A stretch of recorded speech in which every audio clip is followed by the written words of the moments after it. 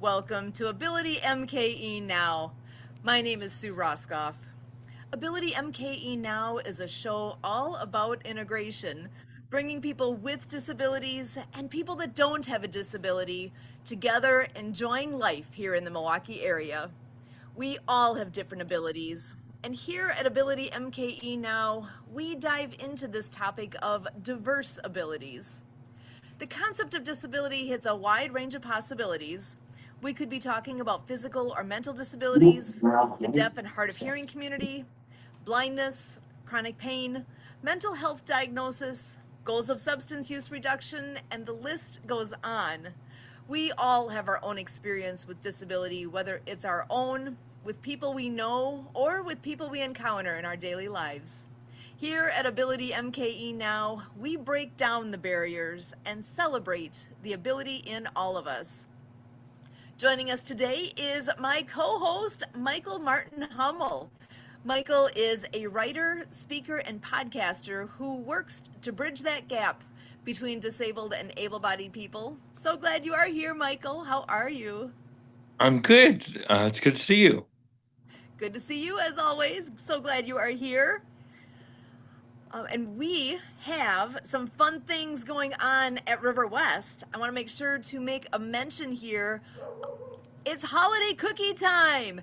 Anyone who has been around at all knows that the radio station is amazing because you can get your holiday cookies baked by us, all of the show hosts. So if you go on that River West Radio website, you can find all those details. So those holiday cookies, you can, let's see here, I'm taking a look at the screen as I'm saying this, and it says right on there, Sue's Holiday Spritz Cookies. So come and find my cookies, and I will be baking up a storm to share those out.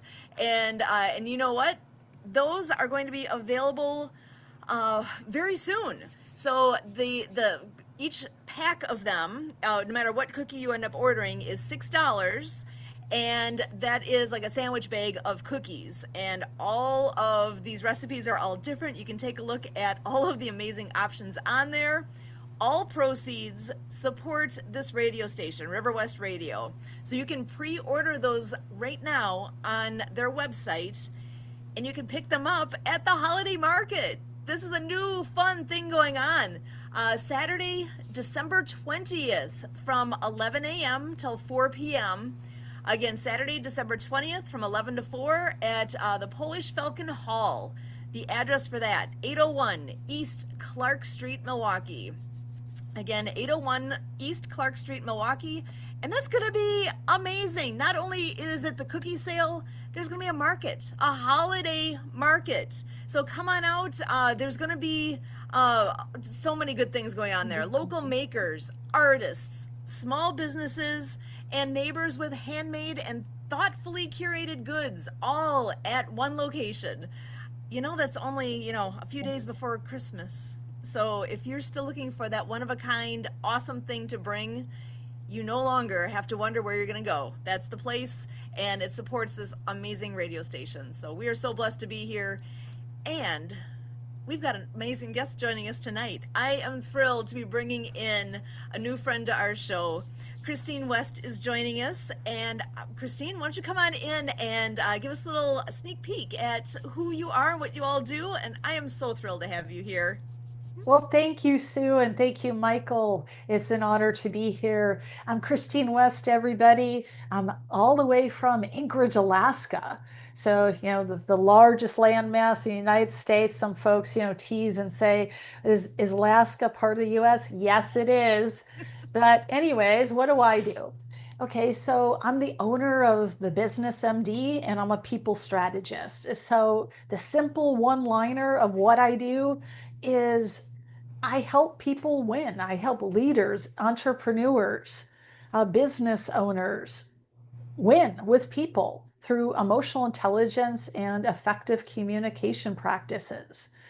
So for folks who can only listen to us, possibly wherever this video is, my screen background, which actually catches everybody's eyes, is you can see my background is, beautiful blue, and I have, the IQ, EQ, personality, leadership, empower people, lead chains, and all this good stuff because it's a story of things that many folks don't even consider. And since this is in the spirit of disabilities, I thought about it when Sue was chatting. I never thought about it this way until this moment. There's a lot of folks out there that have emotional disability. And I say that out of respect. Often they're called the emotionally immature, which would be a disability because they don't have the capability yet to actually connect with people or understand emotion. So that's a little bit about me, Sue. And hey, take it away of what where we're going here.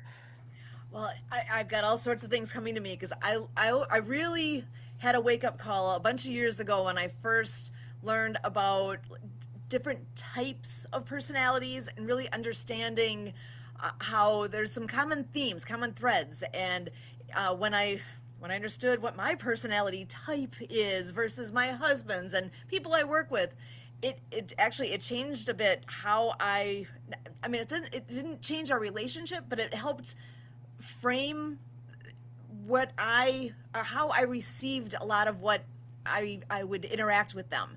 Um, Understanding where it's coming from and what's behind that, it has helped me in so many ways to be able to really make more sense of what messages they're communicating and the message that I communicate too to be better received. If I understand my audience, then I can be understood easier, faster, better.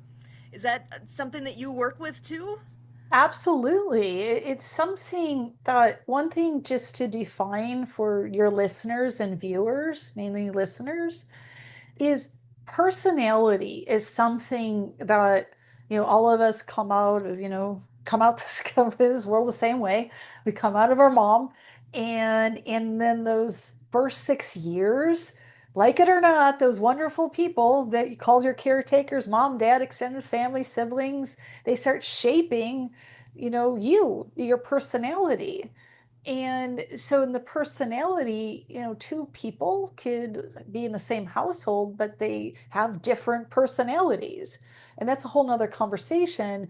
But in the essence of understanding at the emotional level of an emotional intelligence, it's what you do with those emotional patterns. So, for example, let's think about something. We're in the holiday season, okay? So, have you ever heard somebody say something such as, I know I'm going to be stressed during this time of year? Oh, yes. Okay, so let's go with that. Now, that to me is that individual is automatically pulling from their subconscious a pattern saying, it's this time of year, it's time to stress. It's a pattern if you really think about it. Just Mm-hmm. consider it. Because who is saying that they're going to stress? They're already planning on stressing. So if you consider this, is that you get to choose the more intelligent and aware you are about that emotion. Are you choosing to stress during this season? Or are you saying, okay, I'm going to enjoy, even though the streets are going to be crazy, the stores are going to be crazy, things are going to be crowded, people are going to do things that I may not agree with? It's really up to you how you respond to it. And I So think that's a it's big thing too, to because yeah, you have that choice in you of what is your response going to be. yeah, you get to decide. So, like, for example, here's something else, since we're speaking a little bit about emotions here, is that stress. So, a lot of folks, I hear folks say things such as, you triggered me. Okay, that's pretty common practice, common Mm-hmm. language today. You triggered me. You said blah, blah, blah, blah. Okay, whatever it is. Now, just to help with perception of that, I view getting triggered as what a gift. What a gift. Now, I mean, people are probably saying, this person, Christine, what is she saying? What a gift. Is if you really consider that the trigger is really saying a couple of things. one, showing you where you don't have control of yourself. Okay. Hmm.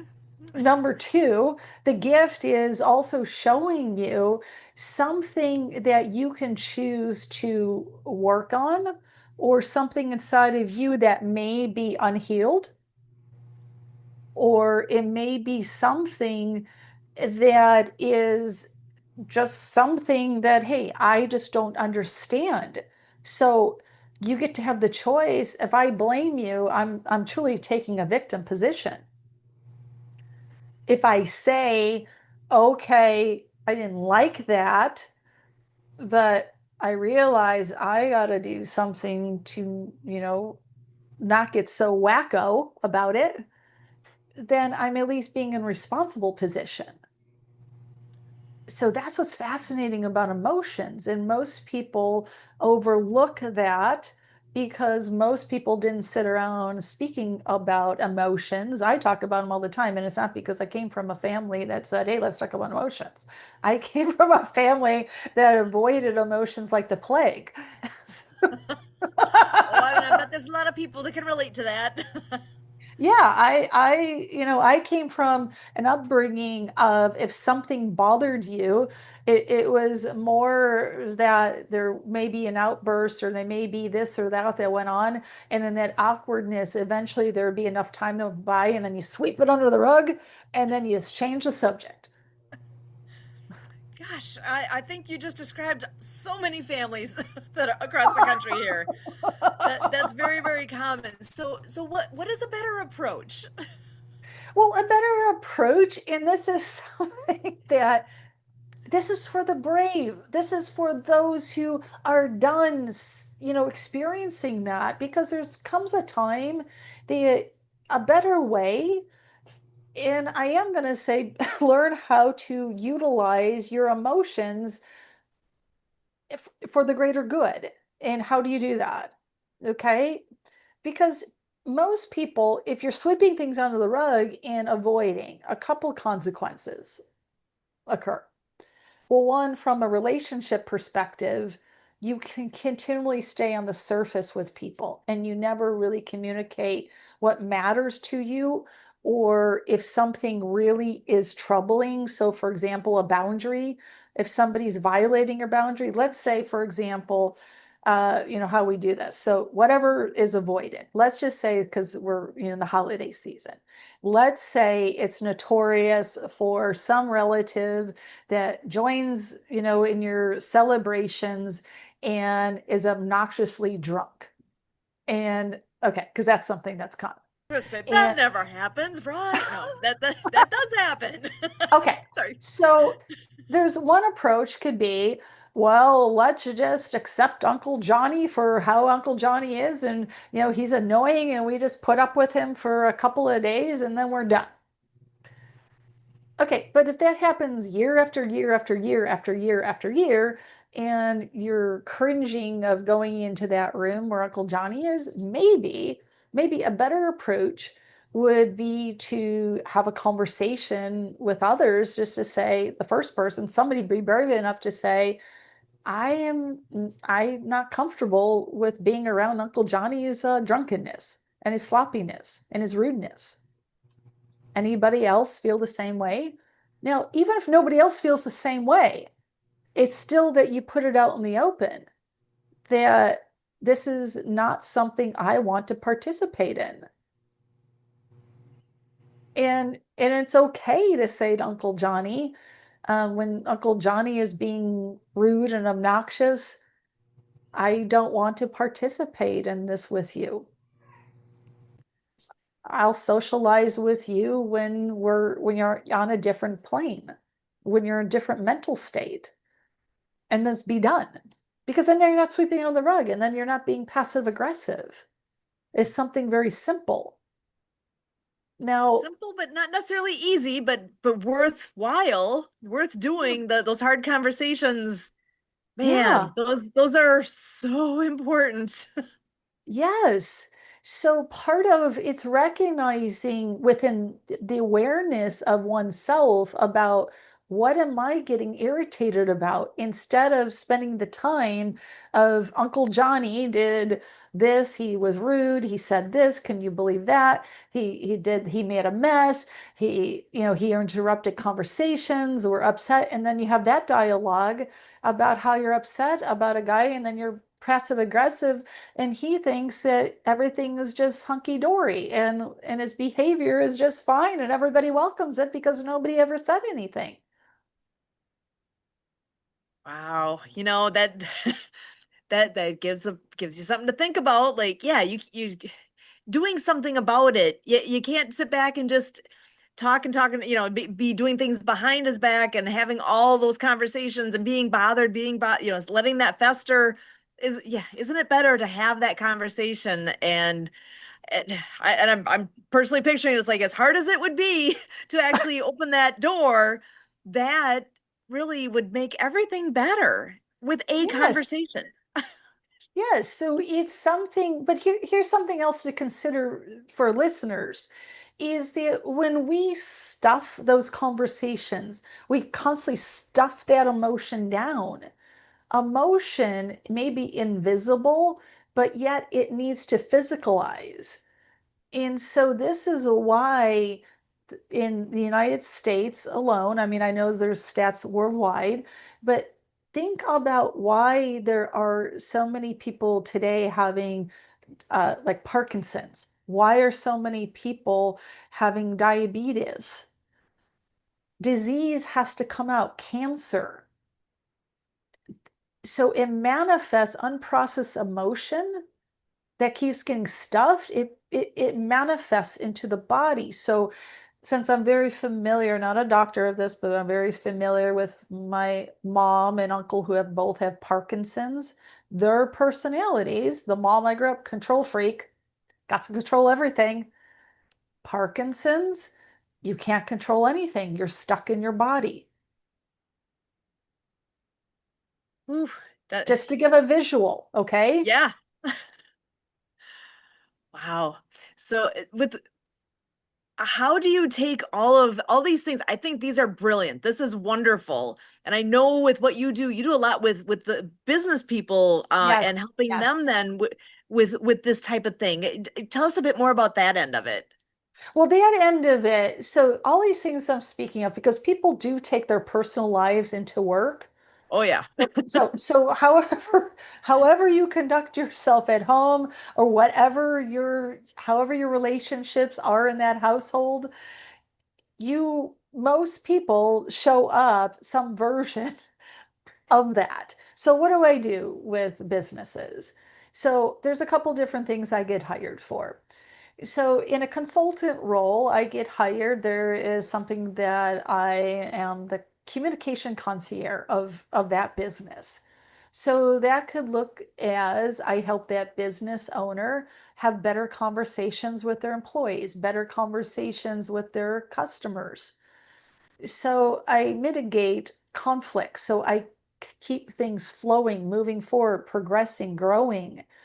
So there are problems in a business that are very common, such as every business owner has some issue with those they hire, productivity, mistakes.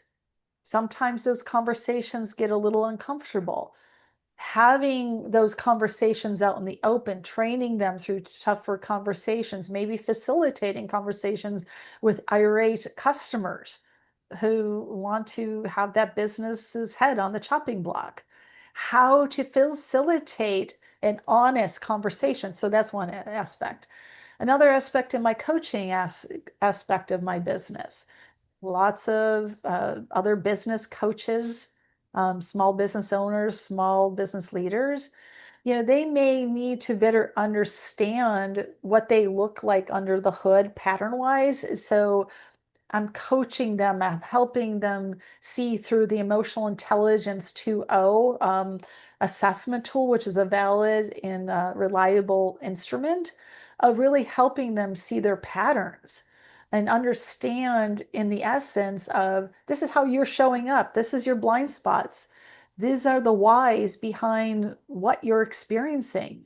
And this is how we're going to get you past the aspects of yourself that you're not liking the outcomes of. So the outcomes could be, as a leader, if I'm a leader, I want people to follow my lead. So often, often in a small business, it could appear as, hey, I told them to do that, but why didn't they do that? Well, I can show you why. But then I can also help you to, adjust your behavior, adjust how you communicate to get people to have buy-in. Other aspects of, different, trainings, or, whether it's a leader or a sales team, of follow the emotion. We're emotional decision creatures. Most people, if you think about a lot of folks, I don't want to deal with that emotional stuff. But guess what? If you follow the emotion, or the emotion will follow you to what people want. It's really, so what I do is, in the essence of whether I'm a coach, a consultant, a trainer, or speaker, it's something all wrapped around emotional intelligence and communication and human behavior. There's all kinds of aspects of, if you really consider, humans are really the problems in business. Yeah, we get aggravated with technology, but technology is really easy compared to humans. I would totally agree. Yeah, because I'm picturing, with all the things you're saying, I'm totally putting my feet right on the floor here with this, because I know with the job I have currently 40, so I'm not even sure where my head count is right at this moment. I'm somewhere around 48 work study students that I'm I do my best to create this team aspect, that we're all in the same team, we're working together, and everybody's got to pitch in and do their part. And that's hard. That doesn't always Yes. work. No, because, okay, so in no fault of what you said, in concept, it's a wonderful thing what you just said. But here's what I'm certain of. I'm certain that somebody, as they develop more of their emotional intelligence skills, as you begin to read people and develop more relationship intelligence, which I believe is part of, the emotional intelligence umbrella, and you start to learn how people are motivated, how people self conflict, what people do, what I may have buy into, or what I may be motivated by, could be very different than Michael. And so, when you're speaking of 40 people, there's a lot of bobbleheads that are like, yeah, okay, gotcha. Okay, and they think, what was, will this woman ever shut up? Okay, well, can we just, okay, we got it. And they go off and do whatever they decide to do. And then you're like, well, wait a minute. They just acknowledged me. And so it's this thing about how you get people in sync and how you get them buying in. And from my experience with people, it's all at the emotional level, because people, if they're interested in something, they're hooked, because it's something at the emotional level. It flares up in the brain of, ooh, I just got a little rush to that. You got my attention. I want more of that, or whatever it is. Or, I don't agree with this, but I'm going to say it anyways. Or those who use fear. I mean, fear is a motivator of, if everybody believes that, hey, I need this job, and, there's these consequences, if the culture is, I'm going to whip you, type culture. Not that I'm in agreement with that, but that's not my philosophy, but it's just out there. Mhm. That's a motivator, So, but it's finding it. and that, yeah, I finding what that thing is that's going to make that all come together. So when you are doing consulting for a company, in that where they've got a big team they're working with, where do you start with folks? How do you begin? In my ideal world, would be using the emotional intelligence assessment, and having having a few folks that have individual assessments and then grouping that data together and then showing, you know, leaders, for example, okay, this is how you're all contributing to the behaviors. This is what you look like as a whole, but this is now how you're individually, you know, shaping your own culture. And this is what this means. So, for example, let's say the business said, we're really troubled with communication between teams or in team. Okay, let's just say that because that's very common. I can show them, okay, this is how you're contributing to where you're behaving passive aggressively, where you're unaware of how you come across, you're indecisive, you have a really bad attitude. You come across as though you're confident, but you have a bad attitude, and how that comes out energetically. So once you have that good data, then it's customizing my framework to what are we going to do about it. Mhm. And so that can be a series of trainings, coachings, ongoing, because I personally don't believe that, just come in for, an hour and then magically, because fairy dust doesn't exist. Aw. I was hoping it just fixes that automatically, right? That We takes need some to, effort. it takes some effort. It's about, if you're doing something that isn't working, then we need to take the time and take the investment of the energy to make the adjustments. So it's my approach is effective, but it takes a teamwork of my guidance with humans following, hey, this is what we're going to do, shifting mindsets, learning about how they're showing up, utilizing their emotions to be effective. Because, say, for example, if you're naturally, there's a lot of people that are naturally angry. And if you're always angry, that anger can come across as unfriendly or scary. But maybe that anger needs to be flipped into passion, which Ooh. passion is really like effective to get people to follow your lead. So I'm constantly shifting perceptions of things and helping people utilize and learn how to love the parts of themselves that may not be ever working, and teach you how to use all of it. Excellent. I love that. There's been so many nuggets in here. It's like, okay, I'm gonna have to go back and hear this again so I get all these pieces, because this is wonderful. Because this works at work, it works in your family, it works with your friendships, your relationships, all those pieces.